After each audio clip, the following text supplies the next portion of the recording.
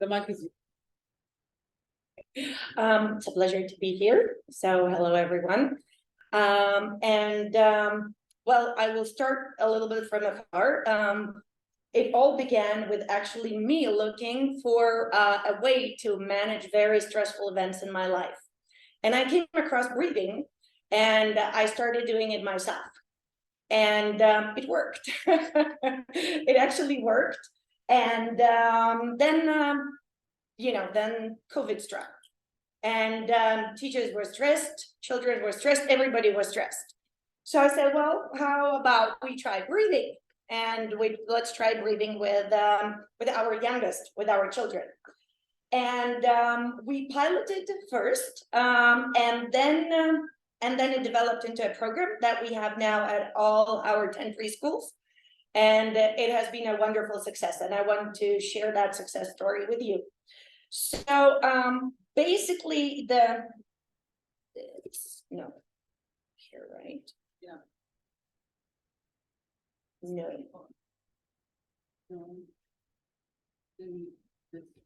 Yeah. No. Use the remote. The remote is okay.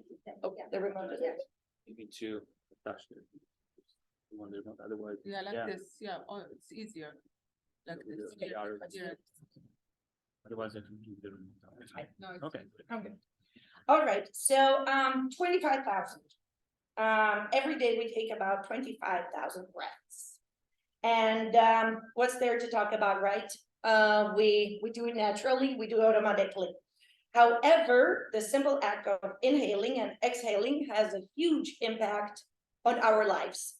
And it's the second half of the second day, so I want to do a short exercise with all of you. So how about give me a big five? And with your other hand, trace your fingers. Inhale when you go up and exhale when you go down. So let's start together, okay?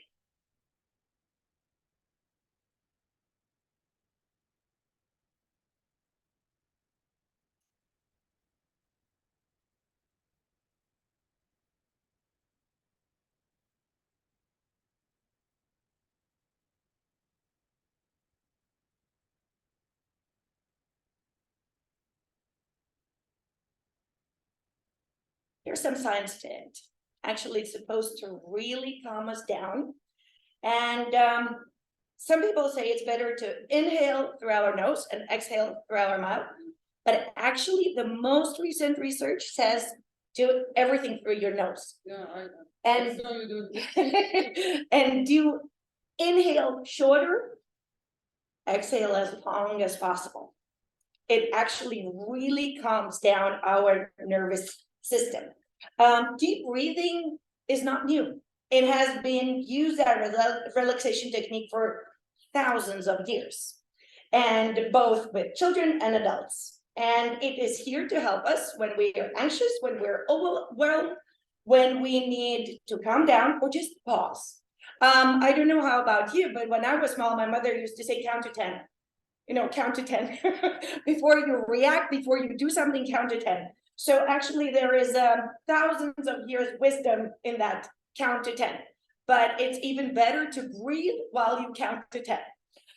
So as we know, right, preschoolers are learning emotional regulation, right? They're constantly buzzing with energy, with curiosity, exploring the world around them with boundless enthusiasm. And however, this exuberance can sometimes lead to moments of frustration, anxiety, or even tantrums. And those stressful events send children into fight, flight, or freeze mode, which is the sympathetic nervous system, right? Learning to deal with strong emotions or to engage our parasympathetic nervous system is a big job for a young human being. But learning to do that is an essential part of growing up. Well, for some of us, it takes decades to learn that, but the younger we learn, the better it is. So teaching preschoolers deep breathing may seem surprising, right? But it can have incredible benefits for their emotional well-being and overall development. All the pictures I'm using are from our preschools, where we're dealing with children and teaching emotional regulation on a daily basis. So when we talk about increased focus and attention, right? Little children find it difficult to concentrate for extended periods of time. But what we have noticed is that deep breathing exercises can help improve their focus and attention span.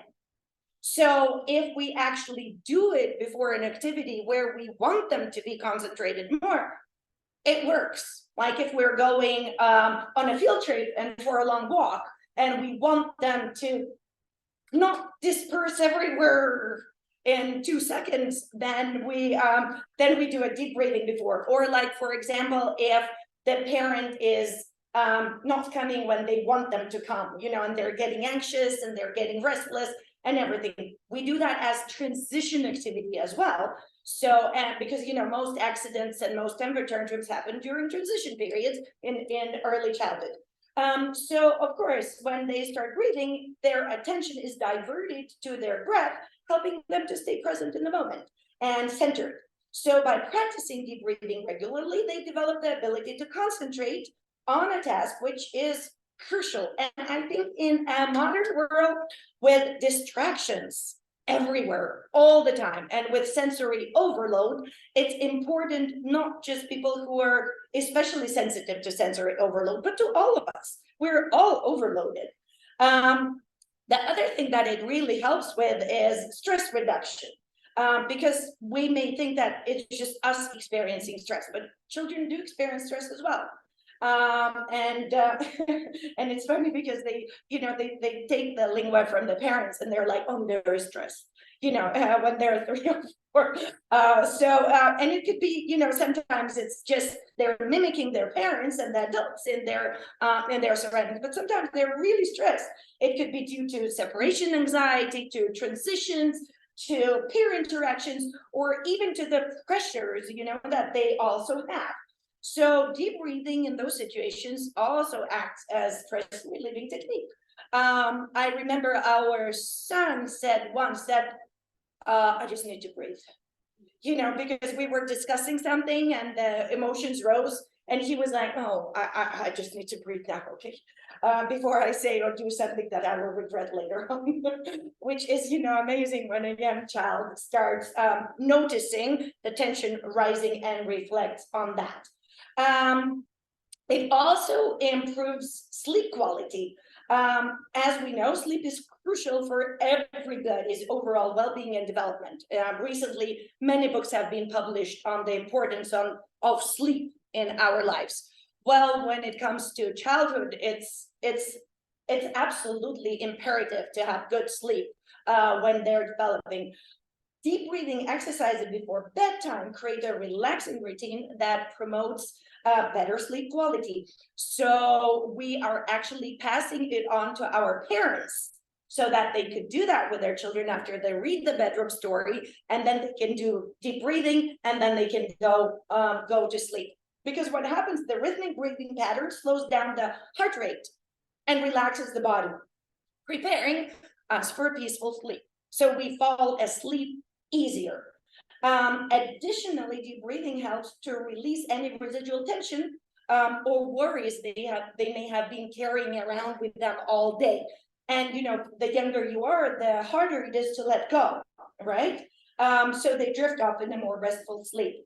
And of course, it enhances body awareness and self-regulation, because they encourage children to connect with their bodies and to develop those self-regulation skills. So here is a picture of our preschool by the sea. They go and there's wind, and actually it was initiated by the children. They said, let's breathe in the wind, right? And they were breathing in the wind with the teachers. And like you see some of the children, are holding their hands up, some down, and they're all breathing how it fits them best, right?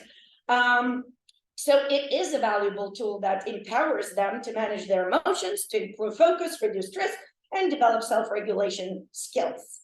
What I also believe is that is a lifelong tool for emotional well-being.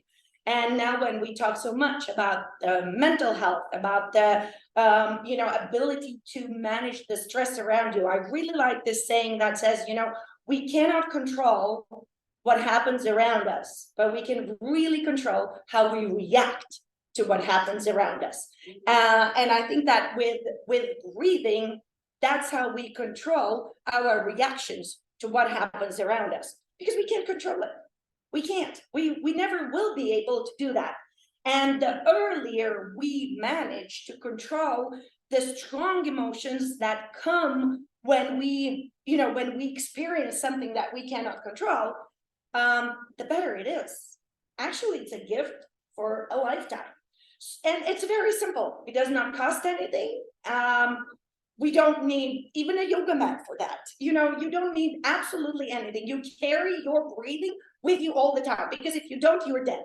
So it's right there all the time. Teaching preschoolers deep breathing techniques is really fun. It's really fun and engaging process, because now we have parents reporting us where they tell, when the children tell the parents, "Well, go breathe some." Because they see their parents like get all worked up, and then they say, "Oh, go, you need some breathing," So we have started regular breathing practices in all our kindergartens after our pilot in 2022. And here are some tips. Well, first of all, we developed the cards, and I can show later after we're done, but we tried to develop them so they're also sensory, they feel good, so they were all developed, they feel good. This is my favorite one. It's ninja breathing. So basically the children choose how they want to breathe. Like they can pick the card, and they can breathe like an alligator, they can breathe like a ninja, they can breathe like